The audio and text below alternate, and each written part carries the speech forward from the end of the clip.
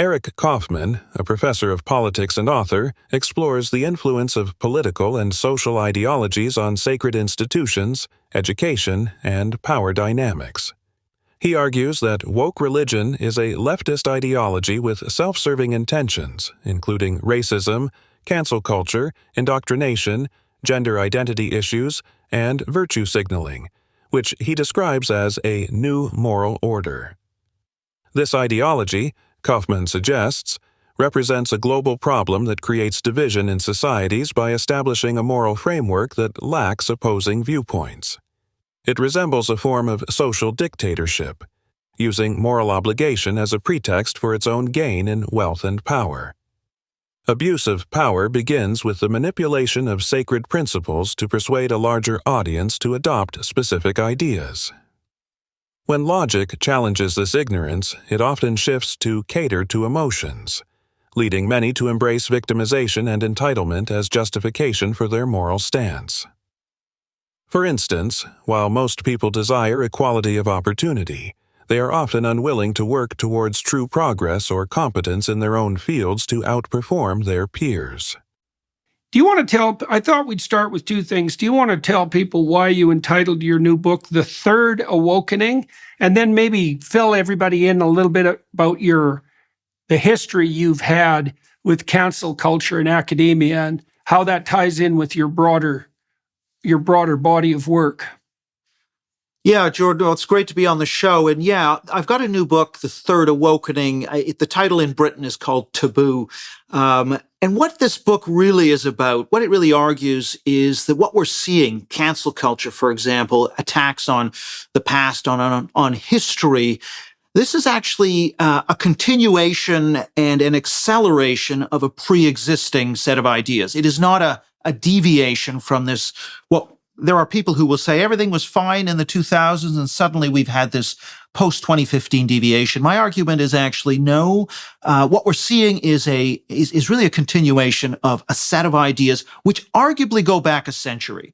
And so these are the ideas really of left liberalism. And we have to understand ourselves as living within an acceleration of left liberalism, a set of ideas that kind of come together in the first decade of the 20th century as liberal progressivism. People like John Dewey, Jane Addams in the United States, the origins of pluralism, the origins of the critique of ethnic majorities and national identity. And then this is sort of accelerated, and every generation, but really from the late 1960s, we get a sort of takeoff.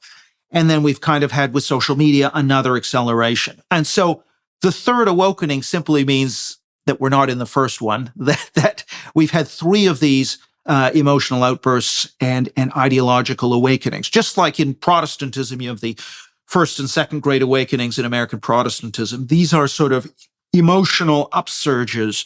So the first one was in the late 60s, and people forget that you had Black Panthers occupying buildings armed to the teeth. You had students demanding, 50 Black professors be studied, every Black student be admitted. Black studies, this is how Black studies got started, for example, is through demands by people who occupied the offices of administrators. So the late 60s, we have a number of these things. Then there's another awakening, which is in the late 80s, early 90s. That's sort of probably when you and I were coming of age. We had political correctness, Afrocentrism, speech codes, for example. Hey ho, Western Civ has got to go. Changing the curriculum, purging it of dead white males. That talk in the late 80s, early 90s. And then we have another wave, which comes in post-2010. So these are, in my view, continuous. They really touch on the same set of ideas, which is really making sacred a couple of things, which is identities are made sacred. So I define, for example, woke.